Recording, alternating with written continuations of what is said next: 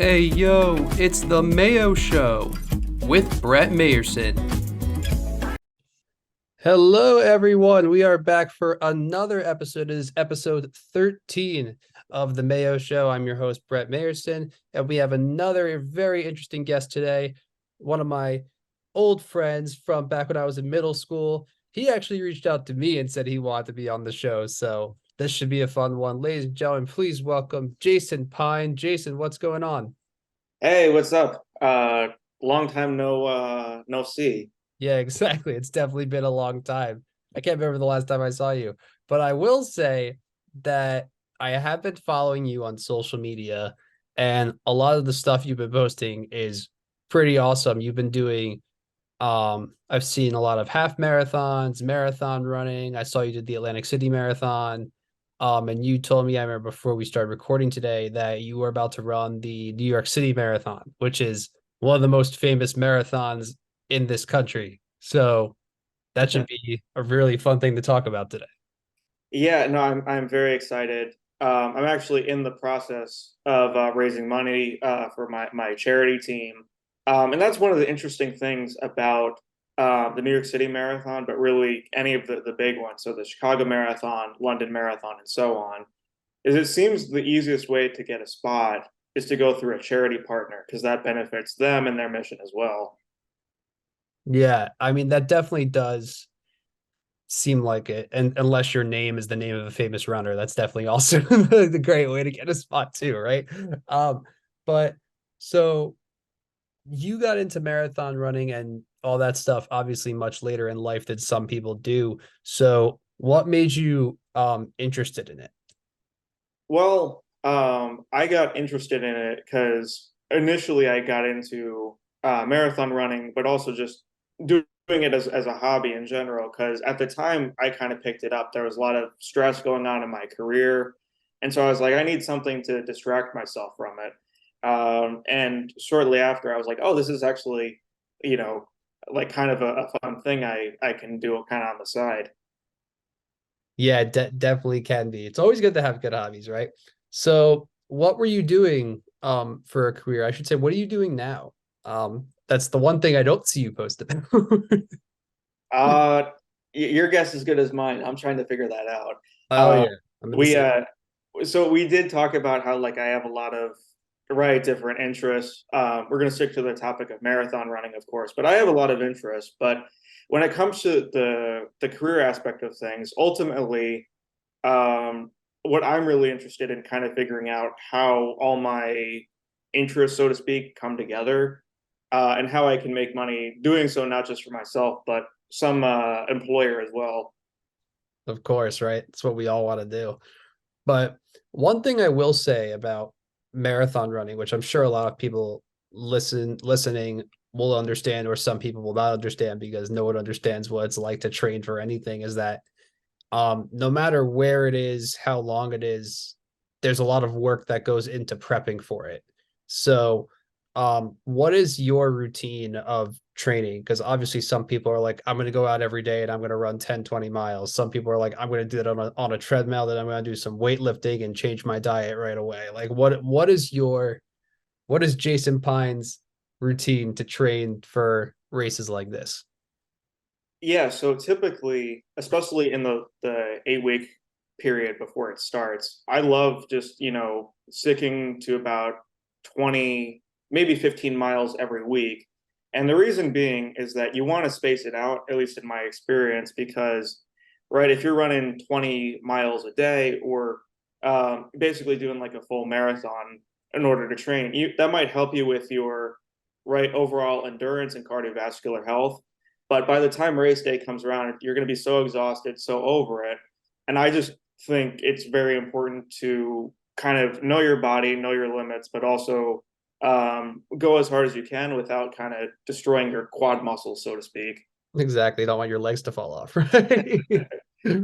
But I will say this: the New York City Marathon is, I mean, it's not an easy race. Like people don't realize, like it's not only one of the biggest events in New York, but it is like it's a very popular race. People from all over come just to run it, and it's not easy at all. You're running through the streets of New York City, obviously. So, and there's a lot of people. So, my question is, I mean, you've done some smaller races I've seen you post about. I think you said you did Chicago, right? Back when you were living in Chicago, or I did the Los Angeles Marathon, oh, you and then did the LA I Marathon. did a couple smaller races in Chicago. But the thing that was interesting about the Los Angeles Marathon is that, right, Los Angeles is a pretty hilly place. Yeah, In some ways, that was actually a big positive because you could kind of climb up the hill and then just zoom down it. exactly. Plus, you're guaranteed nice weather while you're running, right? Yeah, although you'd be surprised, like as I got to the finish line, like it started like pouring. Oh, of course. It's like, wait, what time of year did you do it? It was in early March. Oh yeah, that's like rainy season in California. I lived there for 6 months. That's like the when you're there, it's like February, March is like when it's always raining, and then April it's always beautiful there. Oh, But interesting. yeah, but yeah, I mean that's not something I thought about either. But New York City is mostly flat. So is this obviously Atlantic City was probably flat too? Because I mean, from what I saw, you were running a lot on the boardwalk. Is this something that takes a lot of different preparation because it's mostly a long but flat race? Yeah, I think the most important thing, and this is really what I'm working on, is in terms of endurance, working towards that 15-minute mile mark, because that's what most marathons require is to at least keep that pace per mile. So really working on that, but then also doing like smaller intervals, meaning like because my overall goal is to do somewhere between a 10 and 11 minute mile finishing time. So doing like these shorter sprints, right? It's not like I'm running these long distances, but it can help with the overall endurance aspect to it. Yeah, of course. And so what made you want to do New York? I mean, you said you've done the LA one, which, you know, is big, but not as big as New York or Boston. And then you've done obviously some small races in the Chicago area. You did the Atlantic City one. So what made you wake up one day and say, you know what, I'm going to do the New York City Marathon. I'm going to go from I this mean, I small mean, one you, to this giant one. I mean, you know me. I'm very stubborn sometimes. Sometimes to my own detriment. But in like November, like area, I was already kind of considering it, and a lot of like friends and people like I talked to in the community, they were like, "Oh, that's cool, but it's probably not very easy to get a spot." And so I was like, "Well, I'll show you." And I think it was like January 5th ish, like right around the early January aspect. Like I got a spot secured, and I was like, "Holy cow, I did it!" Exactly. So obviously, a lot of people who run these races, their goal is not exactly to win. It's obviously like you want to accomplish your own set of goals. So, because there's people there whose goal is to win, but those people, a lot of them are professional runners. So, Right. um, so with someone like you who's been doing these races, and you said you want to keep that pace, that 15-minute mile pace, for your personal goal, is this something that you just want to have a good time at the end and you could really feel good about it and say, you know what, I can do something like this big again in my life? Yeah, and I think that's really just important unless you are at the professional level, is that if you're not enjoying it and having some kind of right, like satisfaction from the goal, right? Ultimately, it's worth kind of assessing if that's something that you want to do. I run marathons and half marathons just because I think it's fun. It's great to be around a local community. And as competitive as I am, it's more of like a hobby, more so than just about winning. Yeah. Have you ever thought of anything else besides marathons at some point in your future? Because I mean, I know people who've done triathlons, they've done Ironmans. Is that something you want to maybe pursue, or you want to just stay in the marathon world? I mean, I've thought about perhaps doing a triathlon, but I can't imagine my body would be very functional after completing one of those. Yeah, exactly. It'd probably take you at least a month to fully recover, right? Yeah, probably, yeah. That was the funny thing after completing the Los Angeles Marathon, right? Because I'm kind of like everybody else. Like I'm kind of learning a lot of this stuff as I go. And so the day after I got back from Los Angeles, like I was back to going to Crunch Fitness, and I was like, all right, I guess it's back to it. And after like an hour of like trying to figure out like, my weightlifting routine, because I'd like to do both. I was like, wait, why are my muscles so tense? And like I sent my trainer like a message, and like he was like, kind of rolling his eyes, and he was like, Jason, that's what happens when you run 26 miles. It's what happens, not just that, just when, and also when you're running in general for long periods of time, like you just you just tighten up. I mean, I ran a 5K when I was younger, and I remember waking up the next day and I was like, oof. I was like, that was I was like, my legs hurt. Like, I was like, I don't know if I could do that again, which I didn't, by the way. But that was like, I probably could do a lot better now. I'm in much better shape than I was back then. But I will say that running marathons is, I mean, that's not an easy task. And I mean, obviously running the LA one's big, but running the New York one, obviously another tough task about it is that it's not during a very warm time of the year. Right. Obviously you said it's 8 weeks from now, which means it's towards November. So I mean, is that something that you think is another thing to overcome, is that the weather is such a wild card on the day of the New York City Marathon? I think that's actually kind of something that's gonna make it fun. Is right when I talked to you about the Atlantic City half marathon, like there was still some rain on that time, and there were some people that were like wearing like what are those like ponchos that are like plastic. Mm-hmm. So there are people wearing that stuff, but I think it's also about the gear that you bring on, like if it's cold, for instance. Because like if I walk outside and start the marathon and it's I'm wearing shorts, probably not going to get very far. So I think that's also an element to it is figuring out kind of what gear to bring, what's necessary, and what isn't. Oh yeah, and I mean, I've seen videos of the New York City Marathon, and it's like a pouring, disgusting, rainy day, and you see people getting interviewed while they're running, and their hair is just like dripping wet, and you go, "Is that sweat?" No, it's water. Like there's actual like torrential downpour going over the island of Manhattan, or there's days where it's unseasonably warm. So is there like a type of condition that like you are really hoping for that day, or at this point you're just like, I just want to have my time, finish the marathon, and afterwards just be like, I did that?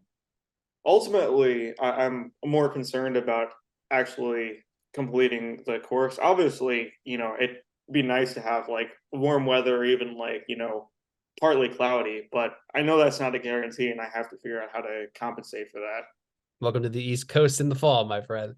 that. It's nothing's predictable. You went to school in Chicago, you should know this by now. I do, yeah. Exactly. So so obviously you're doing that. You've done half marathons. Do you do like local 5Ks as well, just to like keep yourself in shape too, or you just kind of stick to marathon and half? I think it depends on my overall goal. I'm gonna do a 5K at the end of like November as well, just to kind of stick with it. But ultimately, for me, and I think it was a benefit too to not just be like, oh, I'm gonna get into running and then run like a full marathon. Most people in that situation would be very overwhelmed. So I asked like a couple friends who are athletes, and they said we'll kind of work up to it. So I did all these smaller races in Chicago, 5 and 10Ks, and then I was like, well, I can do that. So I should probably figure out a half marathon. Ultimately, right, it's about just taking steps and also knowing yourself and your body and that kind of thing. Yeah. So do you have to also like change, like get on a certain type of diet and hydration regimen heading up to this? So obviously you're 8 weeks away. So if you're doing any of that stuff, you got to start now. So, or at least you should have started earlier. So is that like a thing you have to do? Like you're like, okay, at this point, I have to take this amount of protein, this amount of carb, drink this much water per day type thing? Yeah. Typically I try and one thing that's helped me is tracking all my calories and macronutrients. Um, but I also think like being in like a mild surplus when it comes to carbs specifically is what I did before for the last two, and it's what I'm going to do this time. Uh, Not like an actual surplus of calories, but just that carb macronutrient can be really helpful as long as like they're good carbs and that kind of thing. Of course, right?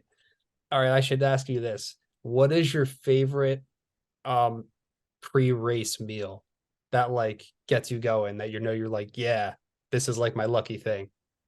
Oh, that's a good question. Uh, so I like pizza, right? Who doesn't, right? the uh, the the last two marathons I did because I tried doing the Jersey City Marathon 5 weeks later, but I got to mile 19 and my legs caved out. But both times I had like a large gluten-free pizza, and like I went to sleep, like got up early, and I was like, all right, I'm ready. I'm right. Love that. What is your go-to post-race meal when you want to reward yourself for running all that mileage? Well, as somebody who is an athlete, I don't recommend this, but a venti caramel frappuccino from Starbucks. You know what? That's not something I thought I would hear someone say, but I have to say I respect that a lot. Definitely respect it a lot. Find the nearest Starbucks and grab it, right? Yeah, exactly. Exactly. I mean, obviously you're tired. You need the caffeine to stay awake until you can get home and jump in the shower. Right? Right, exactly. So is this something that just you do, or do you have family members that do this with you or anything like that?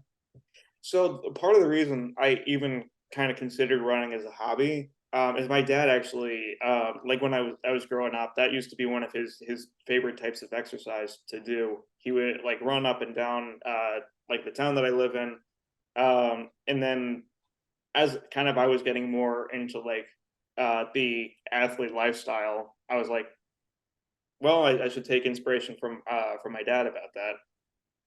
Nice. Have your siblings jumped in on this with you? So with my with so I did the LA 5K, which was like the day before the actual marathon. And I spent like probably a month or two saying like, Amanda, you got to do this with me. It's gonna be really fun. And she was like, okay, sure, why not? Because there were a few spaces left, and it was like early morning, like when and there was like probably thousands of people that did just the 5K alone. And so I'm texting her like, where are you? We're gonna run this thing together, but it turned out she was like probably like a few yards ahead of me. And she completed the course like I think like 5 minutes before I did. And we met up like at the end. And I was like, Amanda, what happened? And she goes, I ran so fast because I was looking for you. I ran so fast because I was looking for you. You're like, well, sorry, I was behind you. Yeah, exactly. Please don't stop. So I mean, that's always great when you bring someone along, for the ride. Do you have a goal of having, both your sister and your dad running one of these big races with you as like kind of like a Pine family race type thing? I think that would be a lot of fun. And us Pines are very competitive, so I'm sure there'd be a lot of trash talk too. Is Alex standing on the sideline with a poster board that has like a thing where it says Jason versus each family member? It says check for Jason, X for this one, and comment for the other. Yeah, I actually should reach out to him about that and see see if he can do that next time. Have like a thing, fill out who you think's gonna win. Well, just knowing Alex, he would like fill out like he'd be asking people at the like the finish line or whatever, like, hey, who out of my three family members do you think will win? Who's gonna cross this finish line first? I have a bet with my mom. Right. um, so obviously the New York City Marathon's a really big goal. Is there a goal for a race you want to run after that? Because obviously there's ones that aren't in the country that Americans go and run. There's ones that, in Canada, there's ones in obviously I'm sure there's some in like the Mexico area. I know there's one in Jerusalem and Israel that happens every year. That's really big. And I know some runners love doing that to kind of like just explore the world. Is that something you hope to do one day, to kind of just like not just run in the big cities in the US, but try to see like a world renowned marathon and kind of just get to see the world a little bit? Yeah, I think probably my goal after doing the New York City Marathon would probably be either London or Paris, to see like more of the world and hopefully share that with others as well. But more specifically, I guess these two goals kind of contradict themselves because I also have this interest in getting into ultra running, but I want to get a couple more under my belt before I say run 50 miles in one stretch. So for those of people who don't know what that is that you just mentioned, ultra running, why don't you explain what that is exactly? So ultra running is pretty much any type of marathon race that's over 26 and a half miles. Most marathons are 26 and a half, and then half marathons are about 13.5. So, and ultra running's also become more popular, but typically there's the 50K, which is 32 and a half miles, 50 milers, and then 100 milers. I have no interest in doing a 100 miler, at least at this time. But the 51 sounds like a decent challenge. Yeah, that definitely does sound like a decent challenge. I also have to ask this: what's the like the way that you stay hydrated when you're running all this mileage? Because if this was me, I'd be having to drink water like every 2 minutes. So how are you doing this? Obviously, I mean, obviously you're not trying to come in first place. So are you stopping for like 2 seconds, taking a swig of water and keep going, or like are you just running straight with no stoppage? That's one of the benefits to either a half marathon or a marathon, particularly one of the more famous ones, is that they have right teams of people that either have medical or water, and then also just electrolytes. So that is a benefit. And since I'm not trying to win, I typically stop right maybe for like two or three drinks, just kind of walk it until like I've drank each of them and digested it a little bit, and then like I zoom past again. Um, and again, I think it's just important to emphasize for everybody listening that it's great to win and it's great to meet your goals, but safety, especially with lots of runners, is also it's arguably more important. Oh yeah. I mean, you hear stories of people who aren't being so safe every year. You hear what happens to them in these races, and I mean, it's just not great. I mean, you hear people who didn't take good enough care of themselves before a race and their legs give out within like mile five, or they find out that they don't have a good balance of certain nutrients in their body because they just ran too hard and everything got flushed out. I mean, it's definitely one of those sports in general where you really have to like have a decent balance if you want to like, not collapse within the first 2 miles. It's interesting that you mentioned that because in terms of competition, right, performance enhancing drugs are banned, Mm-hmm. or at least depending on how serious it is, like they'll drug test for it. But in 2021, I think it was, the person who won the Boston Marathon won by like I think it was like less than 8 seconds. But I guess they drug tested her afterwards or sometime after the fact, and it turns out she had been using something that was banned, and so they had to like it became this whole ordeal essentially. Yeah, I mean, I don't think there's anything. Although there was another Boston Marathon winner, I think another year. I don't know if it was Boston or someone else or another city, but someone took like the train to the finish line and like just ran across the finish line and skipped like 10 miles on the course. And it wasn't discovered till like a few days later, and she had to be disqualified. And the person who technically came in second, who was basically good at coming first, was awarded with the first place Oh medal. no. But I'm like, how do you? I'm like, you spend all this time training, and you're just gonna take the subway to the finish line, Yeah, that's not good. yeah, that's a big no-no. No, And I also right to the people that like obey the rules. Again, whether they win or not, it's disrespectful to them. When I sadly didn't actually complete the Jersey City Marathon. Like there was staff going around, and I was driven to the finish line along with a couple other people. But there were still like people like crossing the finish line, and I just felt, and I'm sure others would feel the same way. Is that like if I was driven there, I was just like whoop de doo, I'm going to cross the finish line. Like that would have been disrespectful to all the people that did complete the course. yeah, exactly.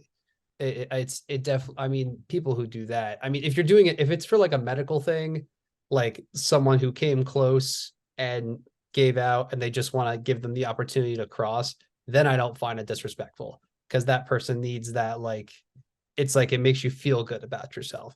But if Sure, you're sure. if you're doing that just to do it, I'm sorry. I am like please never run a race again. Like it's just like doesn't make I mean, either way, right? That you'd be marked as like did not finish. So it's not like it truly makes that much of a difference. Like I get what you're saying with people who have like health complications and then they just want that satisfaction of like, okay, I gave it my best. But there's kind of like a fine line there in terms of the difference too. Yeah, there definitely is. So when you obviously like, running is like it's not just a thing that's in, competitions like marathons. Like it's people forget sometimes like it's a sport in high school, it's a sport in college, like when you have cross country and track. Also, like it's the Olympics. Like that's one of the biggest sports in the Olympics is track and field, and of course stuff like that. So, did you ever do in high school? Did you ever do any of the cross country stuff or track stuff? Like were you interested in that at the time, or in college? Did you join like running club or anything like that? I did. At in I think it was one semester of high school. I was on the track team, but just as like a teenager, really until I was in my early 20s, I didn't understand like nutrition. I didn't understand like a lot of the health stuff, like in terms of stuff that I was going through. When I first started getting into like exercise and like taking it more seriously. I was like, well, like I need to, put on weight or whatever. So I drink like a gallon like of milk per day. It all ended up going to like my, midsection right here. Um, I think it's important, or it's as important that people are properly educated about, nutrition, how to take care of themselves, whether it's fitness related or otherwise as well. Yeah, definitely is. So when you like when you said you start obviously when you got into your early 20s is when you started um getting more into running and nutrition. Um what like what really like made you click about like this is it right here. This is what I want to do with like a big hobby of mine, like to stay active. Like what made you think like, hey, like I didn't understand running and fitness and nutrition as much back then, but I'm gonna give this a go now and I'm really gonna take it seriously. Because like some people obviously give it a try, and at the end of the day, they're like, I don't know if that's for me. But Right. I mean, you kept going. So like, and not only did you keep going, you lengthened your mileage. So, like, what really made you want to do that?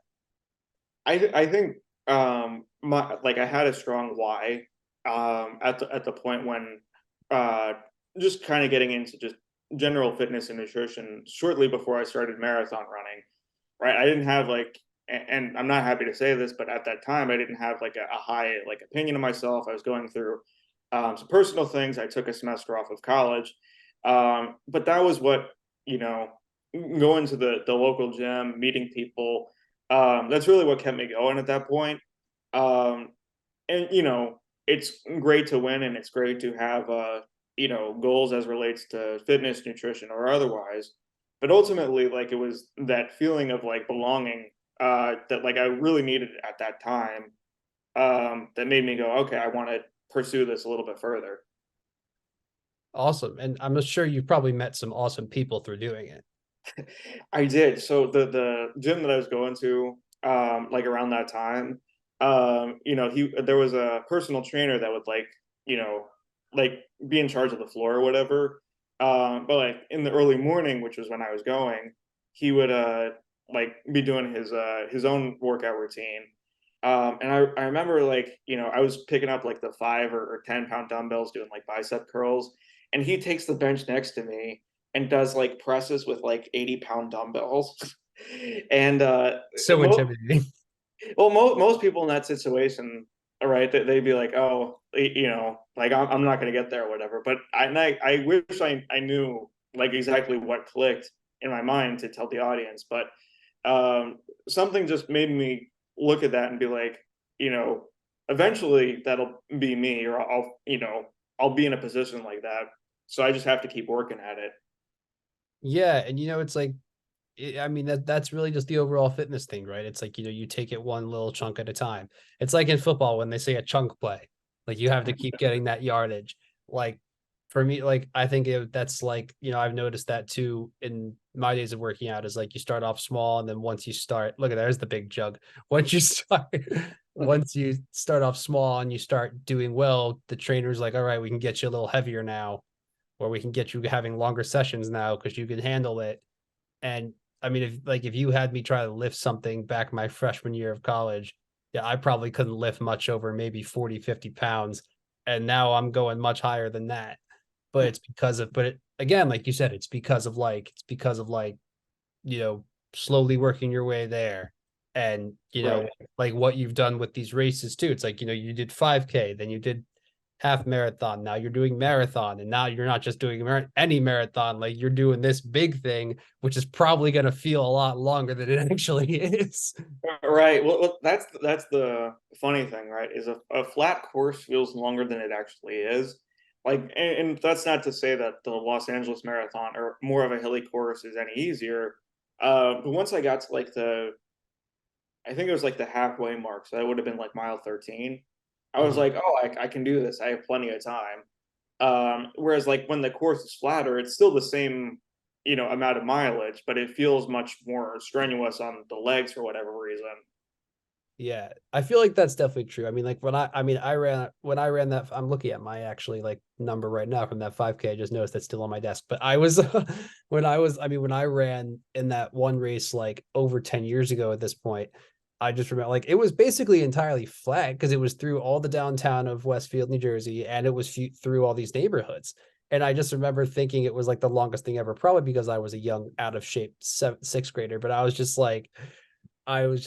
remembering how long it felt. And Right. I was like, wait, this is not like we're not there yet. Like, what? Like, I thought it was just so, I felt like it was just so long. But in actuality, when I watch this stuff on TV and I hear people doing it, I'm like, wow, it's actually that length. It just feels longer as a runner. Right. That was one of the things that was kind of cool. Is like the people who like the athletes who do like first or second place with like a 5 or 10K. It's actually like a side hustle for a lot of these people. Because like the first place prize with like a 5 or 10K, it's not like the grand prize of, let's say, the Boston Marathon, but if like you do 4 races a month and like you can win them, like that's not a bad side gig for somebody for sure. No, definitely not. I mean, the Boston Marathon, I know there's a cash prize and there's a really nice trophy that goes along with it. Uh, that's probably worth a little bit more. But I mean, the New York City Marathon I know is a big cash prize as well, and obviously a medal. But I mean, just being able to finish the New York City Marathon, or any marathon, the Boston Marathon, New York City, LA. I mean, to me, that's more rewarding than anything. Just being able to finish. For sure. I actually was reading a little bit about the people that are going to be on the course this year, and they're expecting more than any other time that they've done the New York City Marathon in its history. They're expecting about 50,000 people to be on the course on race day. Well, that actually has to, I feel like as a runner and as like someone who's watching, has to make you also feel pretty good, right? Because you're like, obviously, there was no marathon during the pandemic. And after that, there was probably still no marathon because it's just like, I don't remember if there was in 21, but obviously if there was, there's probably a smaller turnout. And now, like with things obviously much better than they were, like everyone wants to come back and do it. So that's got to be like pretty awesome to be in that race where you're like, whoa, like obviously everything's back now. Everyone wants to come back and race. Like this is really fun. Like look at this, everyone's here. It's 50,000 people. Holy crap! But like everyone's here. Yeah, absolutely. I guess on that front, it depends on glass half full, half empty kind of thing. But I absolutely think that's cool because like when it came to COVID and myself included, a lot of that stuff like we tended to forget about because it was a pretty stressful situation, regardless of the specifics and what you think of it. It was stressful for a lot of people, um, and so that stress kind of, at least from my perspective, made a lot of people forget about like, hey, I like running marathons or running short distances, or hey, I need to get in a certain amount of protein per day just to stay healthy. Um, but yeah, it's definitely a great thing that we're back to it. Yeah, exactly, right? So obviously, since our timer's counting down here, one of the things I do want to ask you, what is your next American marathon that you want to run? So you've done LA, you've done New York, you're about to do New York. Is there another like city that you're chasing after this one? I'm considering applying to the Boston Marathon, um, but I don't want to get quite ahead of myself because for that one, it's all about the time qualifier because it's a smaller course than a lot of these other places with major cities, and so you really have to dial in the time for a Boston qualifier. So is your goal to kind of do every single one in all the big cities in America and just kind of like try to keep moving up in your goal here? Obviously, Boston's a big name one, but I'm sure there's ones in San Francisco and you know Florida and other states like that that you really want to hit. So is there a goal to say I want to do every single big city American marathon and maybe go internet and maybe then go to those internationals? I not quite sure yet. I definitely want to do Boston. I'm considering the Miami Marathon. Um, that's also a flat course. I was thinking about doing the Honolulu half marathon, but for this Paradise. year, definitely not. Sadly, not sure about that one. Yeah, definitely not this year. But in general, if you're running that, you're probably like, oh, it's so beautiful here. Right, exactly. And that's kind of what I had in mind with the Miami Marathon too. Is like it's still right. It might not be like an island, but there is like a lot of tropical stuff around. Which if you're running, it's kind of nice to take that stuff in. Of course. All right. Well, Jason, thank you so much for jumping on today. This was definitely one of the more interesting conversations I've had. I've never actually talked about this marathon running very deeply before, but thank you so much for jumping on. And I'm excited to release this episode actually. So if you guys want to follow Jason and his journey for any marathon stuff, you could follow him at Jason Pyne on Instagram and It, also it it's at the Jason Pine. at the Jason Pyne. He's the Jason Pyne. He's not just Jason Pyne. And also, you could follow us on Instagram at the Mayo Show. You can just find us and find our little logo and subscribe to us on Spotify. We release every Friday at 5 p.m. Thank you, everyone, for listening, and we will see you next week. Thanks again for listening to episode 13. Thank you.